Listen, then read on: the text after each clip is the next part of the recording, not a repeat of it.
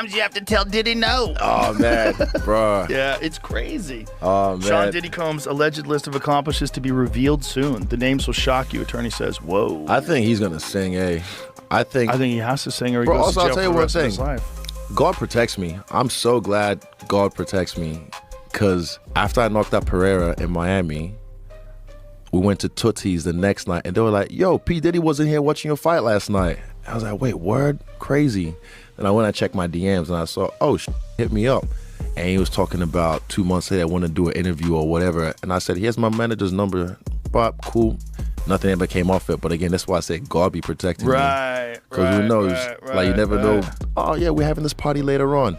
Yeah, that's cool. All right, cool. And then they start to like, you find some chick, you pull on you, and then boom, how was that 15-year-old? Like, wait, what? His words left listeners intrigued, blending personal reflection with the larger unfolding narrative. The mention of divine protection led Rogan to explore the unsettling dynamics of celebrity gatherings. Imagine you're at a party, having a good time, and then it all takes a dark turn, Rogan mused thoughtfully. Adesanya chimed in, exactly. You're there with all these big names thinking it's just a regular party, and then you find out later that someone slipped something in your drink. Like, what if the people around you have an entirely different agenda? The conversation shifted to the rumors surrounding the excesses of Diddy's infamous parties, with Adesanya painting a vivid and peculiar picture. I've heard stories about baby oil, like, who needs 100,000 bottles of that? He joked, laughing but leaving room for reflection. It makes you wonder what's really going on. Rogan nodded, the tone turning more serious. It's bizarre, he said. There's so much we don't know about these elite parties. There's a lot of power dynamics involved, and it makes you think, what are they really into when the doors close? The conversation left an eerie sense of curiosity about the unseen world of fame and influence. Adesanya expanded on the rumored connections between Diddy and Epstein. You start to wonder if these guys were in cahoots, he said thoughtfully. They were both in Miami, moving in similar circles. His comment lingered, prompting listeners to consider the weight of such a potential association and the broader implications it could have. The conversation also addressed how discussions about elite gatherings are often dismissed as conspiracy theory. It's always written off as tinfoil hat stuff, Adesanya noted. But isn't it wild how some of those so-called theories are starting to come true? His words carried a sense of vindication for those who've long questioned the narratives surrounding power and privilege. Rogan agreed, pointing to a shift in public awareness. People are starting to see that there's more truth in some of those wild stories than we ever thought, he remarked, acknowledging how perceptions are evolving as new details come to light. As the discussion deepened, Adesanya reflected on the broader societal impact of the Epstein case. It's not just about one man or one scandal, it's a system, he said with conviction. These people think they're untouchable, but the real issue is all the lives that are affected by their actions. That's what makes this so important to talk about. His tone underscored the gravity of the conversation, moving beyond individual accountability to systemic change. Rogan closed the discussion by stressing the importance of keeping these conversations alive. We need to keep questioning what's happening behind the scenes. It's up to us to hold people accountable, he urged, calling on listeners to stay vigilant and informed. Adesanya agreed, emphasizing that ignorance isn't an option in situations like this. The more we know, the better we can protect ourselves and others, he said, underscoring the power of awareness and collective responsibility. The conversation wrapped with both men acknowledging the complexity of these issues. While celebrity culture often appears glamorous, they recognize that it can conceal deeply troubling truths. At the end of the day, we have to be aware of what's really going on around us, Rogan concluded. It's a wild world, and staying informed is the best way to protect ourselves. As the episode ended, listeners were left with a mix of intrigue and unease, reflecting on the hidden realities of fame and the systemic issues lurking beneath the surface. The discussion not only explored the startling connections between prominent figures, but also served as a reminder that behind the glitz of celebrity life, there are often darker stories waiting to be uncovered. This case taps into a long-standing fascination with the hidden workings of the entertainment industry, where wealth and influence often seem to shield its most prominent figures. The speculation doesn't stop with rumors of secretive parties. Recently, a book titled Kim's Lost Words Asterisk has emerged, purportedly containing diary entries from Diddy's late ex-partner, Kim Porter. The book allegedly includes damaging claims that could illuminate parts of Diddy's past. While his legal team has dismissed the book as complete fiction, its release has only intensified public curiosity, adding another layer of intrigue to an already tangled case. For fans, the book represents a possible glimpse behind the glossy facade Diddy has carefully cultivated over his career. It reinforces the growing belief that no matter how polished a public image may be, there are often hidden truths waiting to surface, challenging everything we think we know about celebrities and the industries they dominate. As the trial intensifies, an increasing number of familiar Hollywood names are being drawn into Diddy's unfolding story. From Prince Harry to Universal Music CEO Lucian Grange, high-profile figures are being linked to the scandal, willingly or otherwise. Grange, in particular, faces allegations of being aware of Diddy's alleged activities, yet choosing to remain silent. While his legal team has swiftly denied the claims, the mere mention of his name underscores the far-reaching influence Diddy once had and his deep ties to the upper echelons of the entertainment industry. Actor Cuba Gooding Jr., another prominent Hollywood figure, has also become entangled in the controversies. With his own history of public scandals, Gooding is now listed as a defendant in connection with alleged misconduct at Diddy's events. His legal team has dismissed the accusations as baseless, but his involvement highlights the growing ripple effect of Diddy's trial. It's becoming evident that this case could impact multiple careers and reputations as more details come to light, expanding the scope of an already significant legal battle. Even Diddy's more recent acquaintances are taking steps to distance themselves from him. Young Miami, who was previously linked to Diddy in a high-profile relationship, has publicly denied any involvement or awareness of the alleged misconduct. She claims she was entirely in the dark, though some find her assertion hard to believe. Her swift attempt to separate herself from the controversy mirrors a familiar pattern in celebrity scandals, where former allies quickly retreat once the heat becomes too intense. In this trial, it seems no one is immune to the fallout, and even those with peripheral ties are finding it difficult to escape the storm. Meanwhile, in court, Diddy's defense team continues to insist on his innocence, but the reputational damage may already be irreversible. Former New York City prosecutor Paul Callan has commented that if Diddy is convicted, he could face a significant prison sentence. While a life sentence is improbable, a term of 10 to 20 years would effectively end Diddy's public career, stripping away the status and influence he has wielded for decades. Adding to the seriousness of the case, Diddy's bail was denied, a highly unusual move for someone of his prominence. This decision suggests the court views him as either a flight risk or a potential danger to witnesses. As more details surface, the public's fascination with the unfolding drama has only intensified. Some speculate that Diddy's ties to Epstein run deeper than mere acquaintance, hinting at involvement in a powerful, secretive network. Figures like Joe Rogan have commented on the situation, suggesting that the media's relatively muted coverage could indicate a larger cover-up, possibly to shield the reputations of other influential figures. Speculation has also risen about whether Diddy might disclose the names of other high-profile individuals in exchange for a lighter sentence, a possibility that has only heightened public interest in what is shaping up to be one of the most talked about cases in recent history. The sudden disappearance of Usher's social media posts is another element adding fuel to the speculation surrounding Diddy's case. Shortly after Diddy's arrest, Usher deleted his entire social media history, leading fans to wonder if he was attempting to distance himself from any association with Diddy. While Usher later claimed that his account had been hacked, many conspiracy theorists found the timing too coincidental to ignore. In a situation where public perception is critical, Usher's actions, whether intentional or not, have only deepened the intrigue surrounding the case. In the early stages of his career, a young Usher Raymond was navigating his path through the competitive music industry, crossing paths with some of its biggest power players, connections that would shape his journey in both positive and complex ways. Under the wing of L.A. Reid, a renowned music executive with an unmatched eye for spotting talent, Usher showed immense promise. However, when his career hit an early rough patch, Reid decided the rising star needed a mentor to help him